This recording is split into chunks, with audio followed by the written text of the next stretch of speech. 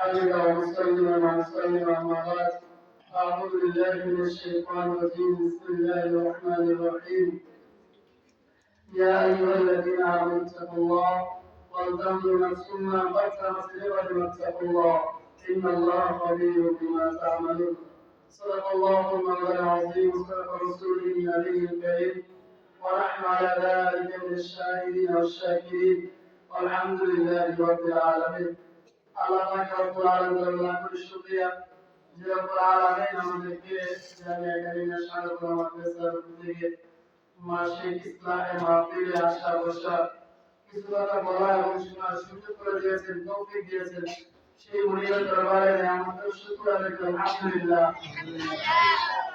আমাদের মেহমান বিন্দুগণ এসে গিয়েছেন, আমাদের মাওলানা বাহাদুর শাহ সাহেব আসছেন, পেশা করে আছেন, আর আমার মুরব্বী খুব বুজুর্গ আল্লাহ মানুষ আলহাজ মকবুল হোসেন সাহেব উনিও এসে গিয়েছেন।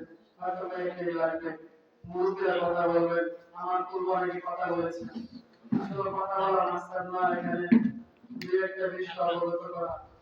আমাদের মধ্যে সবচেয়ে যে গাফিলতির বিষয়টা সেটা হলো আমরা আল্লাহকে ভয় করি, কিন্তু যেভাবে ভয় করার দরকার সেভাবে করি না। আল্লাহকে ভয় করি, যেভাবে ভয় করার দরকার সেভাবে আল্লাহকে ভয় করি না। বিদায় আমাদের যে ভয় করার পরে আল্লাহর পক্ষ থেকে যে পুরস্কার আসার কথা ছিল সেই পুরস্কারগুলো আমরা পাই না। যদি আমরা আল্লাহকে ওভাবে ভয় করতে পারতাম যেভাবে আল্লাহ বলেছেন, তো অবশ্যই আল্লাহর পক্ষ থেকে ভয়ের পরে যে বান্দা আল্লাহকে ভয় করে, ভয় করার পর যে পুরস্কার পায় ওই পুরস্কারগুলো আমরা পেতাম। না পাওয়ার কারণ হলো আমরা ভয় করি, জবানে বলি, কিন্তু কাজে কর্মে বাস্তবে আমরা দেখাইতে পারি না যে আমরা আল্লাহকে ভয় করি। মনে রাখবেন, দুনিয়ার কোন কামান বলেন, কোন অস্ত্র বলেন, যতই কিছু বলেন, মানুষ যে ভয় পায় এই ভয় দ্বারা কিছু হয় না। কিন্তু শুধুমাত্র আল্লাহর ভয় যখন বান্দার মধ্যে এসে যায় তখন এই বান্দাটা অটোমেটিক কামানো লাগে না, তরবারি লাগে না, কিচ্ছু লাগে না, অটোমেটিক ওই বান্দার মনটা নরম হয়ে যায়। আর ওই বান্দা থেকে আচরণ আহসান আমাল মানে তার থেকে ভালো কাজগুলো তারা প্রকাশিত হবে। সুবহানাল্লাহ। শুধুমাত্র একটা জিনিস ভয়, এটা কি ভাই ভয়। আমি কথা বলবো না, বিষয়গুলো কথা বলবেন। আমি জাস্ট যে আয়াতটা পড়েছি তর্জমা করব। আল্লাহ বলে ইয়া আইয়ুহাল্লাযীনা আমানু তাকুল্লাহ, হে ঈমানদার ভাইরা, হে ঈমানদার ভাইরা, আল্লাহকে ভয় করো। আল্লাহকে কি করো? ভয় করো। ওয়াল তানজুর নাফসুম মা কাদ্দামাত লিগাদ, ওয়াল তানজুর এবং লক্ষ্য করো। কি করো? লক্ষ্য করো তুমি আগামীকালের জন্য তুমি কি পাঠাইছো। আগামীকাল তোমার যে ভবিষ্যৎ আছে, আগামী তোমার যে দিন আছে, আমরা যে পৃথিবীর মধ্যে দিন রাত ধরে অতিবাহিত করতেছি, এটা তো আখিরাতের জন্য কোনো দিন রাতই না, অল্প সময়, অল্প থেকে অল্প সময়। আল্লাহ বলেন ওয়াদানজুর, লক্ষ্য করো আগামীকালের জন্য তুমি কি পাঠাইছো, আগামীকালের জন্য কি পাঠাইছো। তাহলে বোঝা গেল আগামীকাল অর্থাৎ আখিরাত, পরকাল এটা আছে। এবং এই পরকালের জন্য যদি আমরা যদি কিছু পাঠাইতে পারি, জমা করতে পারি, তাহলে আমার জীবন সফলতা হবে। আমরা তো বর্তমানে সফলতা মনে করি যে বিবাহ সাথে একটা প্রথমে বাচ্চা অবস্থায় সফলতা, যে যে ভালো খেলতে পারে, দুষ্টমি করতে পারে, সবারে পায়ে আছে জিততে পারে, সেই সবচেয়ে বড় সফলতা। খুব চালাক বাচ্চারা, খুব ভালো। এরপরে যখন কিশোর হয়, এখানে যখন নাকি তাদের সমপরিচয় থেকে জিততে পারে সে ভালো। আবার যখন যুবক হয়, সকলকে হারিয়ে যখন নাকি সে আগে বাড়াতে পারে সে ভালো। আবার যখন নাকি কর্মপ্রযুক্ত হয়, ভালো যে কামাই করতে পারে সে কি ভালো। আবার যখন নাকি বাধ্যতামূলক হয়ে যায়, তখন যখন কাপড় নিয়ে ভালো করে চলতে পারে গুছিয়ে গুছিয়ে, আমরা মনে করি সে অনেক কি ভালো। আসলে এই ভালো ভালো না, এই ভালো ভালো না। তো ভালো কোনটা? তো ভালো হলো যে নেককার শুরু থেকে জনাব রাসূলুল্লাহ সাল্লাল্লাহু আলাইহি ওয়াসাল্লাম জিন্দেগি তাকিয়ে দেখেন, শৈশবকাল থেকে কিশোরকাল, যৌবনকাল, এরপরে শেষ পর্যন্ত আল্লাহর হাবিব একটা একটা গুনাহ করেন। আমরা কেমন নবীর উম্মত যে নবী জীবনে একটা গুনাহ করেন নাই। শুধু তাই না, এই নবীর উম্মত হওয়ার জন্য, এই নবীর উম্মত হওয়ার জন্য পূর্ববর্তী পয়গম্বররা পর্যন্ত আল্লাহর কাছে দোয়া করেছে, আল্লাহ ও আল্লাহ ওই নবী আর যদি নবী না হয়ে ওই নবী আখির জামানার উম্মত হতে পারতাম তাহলে কত ভালো। কি মনে করেন আল্লাহ সুবহানাহু ওয়া তাআলা এই নবীর যে মর্যাদা কত বেশি, এই নবীর উম্মতের মর্যাদা কত বেশি, এই কথা বোঝানোর জন্য কোন পয়গম্বরের দোয়া কবুল করেন নাই। একজন পয়গম্বর আর ঈসা আলাইহিস সালাতু ওয়াস সালাম তার দোয়া কবুল করেছেন এবং শেষ জামানায় আখির জামানায় দাজ্জালের মোকাবেলা করার জন্য উম্মতে মুহাম্মদ হিসাবে নবী হিসাবে নয় দুনিয়াতে আবার আগমন করবেন আল্লাহ তাআলা এখনো জীবিত চতুর্থ আসমান আল্লাহ রেখেছেন। কত মর্যাদা, কিন্তু আমরা এই উম্মত হইছি সুন্নাত ছাড়া। ঠিক কিনা? উম্মত কি ছাড়া? সুন্নাত ছাড়া। কি ছাড়া ভাই? সুন্নাত ছাড়া। উম্মত সুন্নাত ছাড়া না, উম্মত হলে সুন্নাত ধরতে হবে। উম্মত হলে কি ধরা লাগবে? সুন্নাত ধরো। যার মধ্যে সুন্নাত আছে সে হলো খাঁটি উম্মত, আর যার মধ্যে সুন্নাত নাই সে খাঁটি উম্মত হতে পারে না। যত বড় সে আশিক রাসূল দাবি করতে পারে, ঠিক কিনা? ঠিক। আশিক রাসূল দাবি করবে, আশিক রাসূল হওয়া যায় না। আশিক রাসূল রাসূলের যে আশিক, এই আশিকের মধ্যে রাসূলের সুন্নাত থাকা লাগবে। কি থাকা লাগবে? বর্তমান জামানাটা খুব ফেতনার জামানা। এই জামানার মধ্যে ঈমান নিয়ে বেঁচে থাকাটা খুব কঠিন বিষয়। কি নিয়ে? কম বেশ মানুষ আমল করে, কেউ প্রকাশ্যে করো, কেউ অপ্রকাশ্যে করো, কেউ দেখানোর জন্য করো, কেউ না দেখানোর জন্য করো। কম বেশ মুসলমান হিসাবে মুসলমানের ঘরে হয়েছে কিছু আমল করে, কিন্তু বাবারা আমল করার আগে যে পূর্বে একটা শর্ত ঈমান থাকা লাগবে। ঈমানের ব্যাপারে কেউ আর ঈমানের যাচাই করে না। ও ভাই, দুনিয়ার বাজারের মধ্যে যখন ব্যক্তি যায় একটা জিনিস ক্রয় করতে হলে 4 থেকে 5টা দোকানের যাচাই করে এই জিনিসটার মূল্যটা ঠিক আছে কিনা, কথা বলে ঠিক কিনা। একটা দুনিয়ার রাস্তা পথ করার জন্য 4-5টা জায়গার মধ্যে আমি আপনি যে যাচাই করলাম কিন্তু আমার ঈমানটা আছে কিনা, ঈমানটা মজবুত কিনা, আমার এই ঈমান দ্বারা জান্নাতে যেতে পারবো কিনা আজ পর্যন্ত যাচাই করে চলেছি কিনা। বুঝছেন কথা বল না না বাবা মুসলমান ছিল, মুসলমান বিবাহে মুসলমান, কিন্তু আমি যে বেঈমান পশ্চিমা রাষ্ট্রের যে বিধিবিধান নীতিমালা আহকাম হুকুমগুলো আমার শরীরে ফিট হয়ে গেছে, এখন পর্যন্ত জানতে পারলাম না, কিন্তু মুহাম্মদের উম্মত দাবি করি।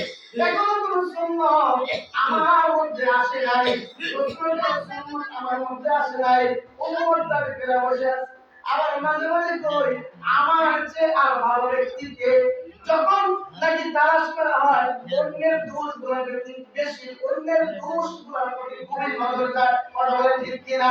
নিজের দোষের মধ্যে কোনো খবর যায় না, আসলে অন্যের দোষের মধ্যে খুব নজর, চক্ষু তীক্ষ্ণ। এই চোর কখনো ফাঁকি দেয় না। নিজের মধ্যে যে সুন্নাত নাই, নিজের মধ্যে যে ঈমান মজবুত নাই, নিজের যে প্রকার ঈমান আছে এই প্রকার ঈমান দ্বারা জান্নাতে যেতে পারবো কিনা এই কোন চিন্তা বিকেল নাই। এমন ব্যক্তি আছে কিনা, কথা বল আছে কিনা। এখন সমালোচনা কি বলে ভরপুর। ভাই আমার কথা হলো স্পষ্ট, যদি একটা জিনিস কিনতে যাও, যদি আপনি এতটা দোকান যাচাই করেন জিনিসটা 1 নাম্বার না 2 নাম্বার, এই বিষয় নিয়ে যদি আপনি খুব চিন্তা করেন, আমার আপনার যে পরিমাণ ঈমান আছে, যে পরিমাণ আমল আছে, এই ঈমান আমলের জান্নাতে যেতে পারবো কিনা এটা যাচাই করার জন্য দরকার আছে কিনা। কিন্তু আছে ঠিক, কিন্তু করি না। কি করি না? করি না, করি না। অথচ যাচাই করার দরকার। দেখেন আমরা সবচেয়ে দুর্বল কোন জিনিস জানেন? কোরআন তেলাওয়াত। কিসে? কোরআন তেলাওয়াত। কিসে? কোরআন তেলাওয়াত অনেক দুর্বল। উতলু মা উহিয়া ইলাইকা মিনাল কিতাব ওয়া আকিমুস সালাহ। ঠিক আছে, আল্লাহ বলেন আগে তেলাওয়াত করার জন্য, এরপরে নামাজ। আগে কোরআন শুদ্ধ করে এরপরে নামাজ। কোরআন শুদ্ধ নাই নামাজ হবে না। কোরআন শুদ্ধ নাই নামাজ হবে? নামাজ হবে? ওই কোরআন শুদ্ধ নাই নামাজ হবে না। আল্লাহ আগে বলেছে উতলু মা উহিয়া, আগে কিতাবকে তেলাওয়াত করার জন্য। তো আমি তো কিতাবের থেকে অনেক দূরে, কিতাব মানে কোরআন থেকে অনেক দূরে। বললে যদি চাপ দিয়া বলা হয় হুজুর জবান না শক্তি, জবান কি কথা বলে না, জবান জবান শক্ত হয়ে গেছে। তো কি হয়েছে? তো জবান শক্ত হয়েছে, চেষ্টা করছে এই জবান তারা আর কি করায় না। সব কিছু দুনিয়ায় আসলো, শেষ বয়সে দুর্মুচিত করে দেওয়া যায়। বাবা রে, আমি বেশি দিন বাঁচবো না, ও মুসলিমরা বেশি দিন বাঁচবো না, বেশি দিন হয়তো বাঁচবো না, শরীরটা অসুস্থ, মনটা ভারী দিয়ে আর থাকবো না। মা চেয়ে সব কিছু করে দিলাম, শেষ বয়স পর্যন্ত সন্তানকে সমস্ত দলিল পত্র করে বুঝায় যায়।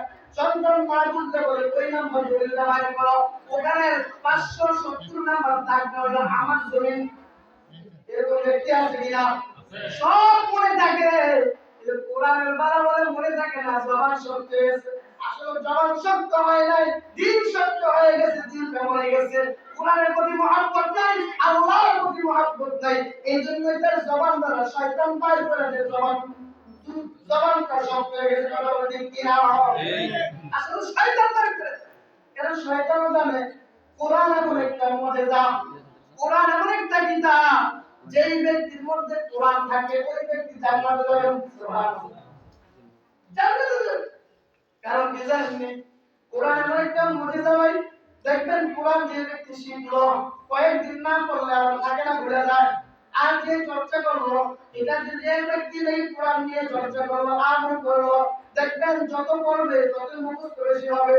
এবং কি শুধু তাই না, যে ব্যক্তি রীতিমতো কোরআন তেলাওয়াত করবে, কোরআন তেলাওয়াত করবে রীতিমতো নিয়ম অনুযায়ী, দেখবেন ওই ব্যক্তি থেকে আল্লাহ সুবহানাহু ওয়া তাআলা দুনিয়ার সমস্ত রিজিকের পেরেশান করে উঠায় দিবে। রিজিকের পেরেশান আমার উস্তাদ মুস্তাকে দিয়েছিলেন, কিন্তু মাদ্রাসার হালত তেমন ভালো না, কিন্তু দোয়া পরামর্শ কিন্তু বলতে তেলাওয়াত হয়, আমি বললাম যে হয় তেলাওয়াত বাড়াবো।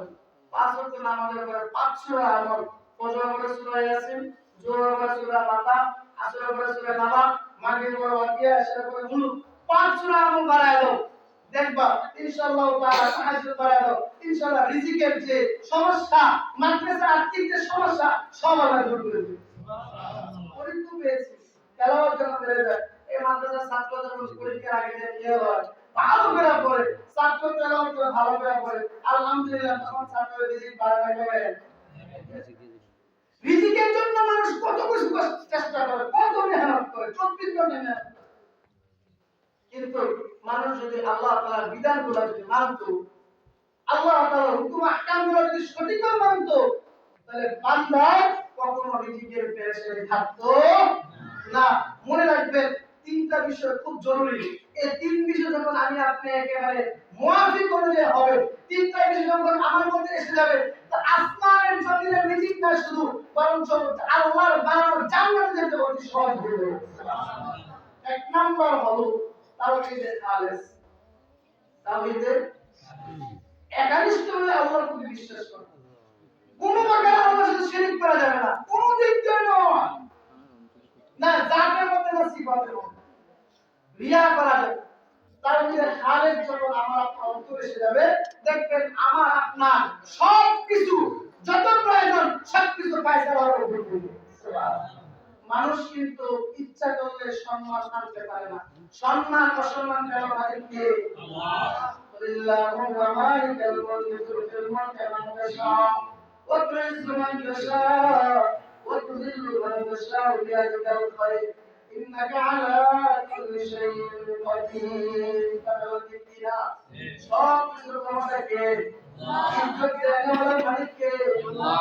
আপনি যদি আল্লাহ হয়ে যান, আল্লাহর ভয় করার জন্য যদি যায়, আপনি যদি সুন্নাত অনুযায়ী জিন্দেগি বানান, আপনার যদি হাজার শত্রু লাগে, আপনাকে যদি রশি না একেবারে যদি আপনাকে টেনে নিচে নামাইতে চায়, বেইজ্জতি করতে চায়, আল্লাহর কসম করে বলে যায় কখনো কখনো বেইজ্জতি করতে পারে না। কারণ ঠিক কিনা? বেইজ্জতি করতে তোমরা কত রকমের ষড়যন্ত্র। পয়গম্বর মুসা আলাইহিস সালামের ষড়যন্ত্র। হঠাৎ করে কারণ দেখলো যে অবস্থা খুব খারাপ।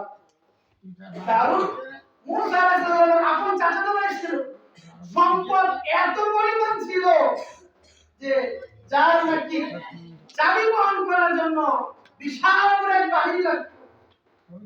বিশাল বড় এক বাহিনী চাবি বহন করার জন্য এত সম্পদের মালিক ছিল। সে কারণ যখন মুসা আলাইহিস সালাম দাওয়াত দিলেন, কয় না, কয়েকটা কারণ, কয় না আমিও না সম্পদের দিক দিয়া সর্বদিক দিয়া, শুধু তাই না কারণ দাওরাতের হাফেজ ছিল। তাহলে কি ছিল? হাফেজ ছিল। লম্বা চড়া ইতিহাস বলা যাবে না, মূল বিষয়টা হলো মূল বিষয়টা কিন্তু কারণ আল্লাহর বিধানকে অমান্য করার কারণে রক্ষা পাইছে না ডুবতে হয়েছে? কথা বলেন। আল্লাহ পয়গম্বর দোয়া করেছেন, দোয়ার বিনিময়ে হাদিসে আসছে কিয়ামত পর্যন্ত যেদিন সিঙ্গার ফুল দিবে সেই সময় পর্যন্ত কারণ নিচের দিকে যাইতে থাকে।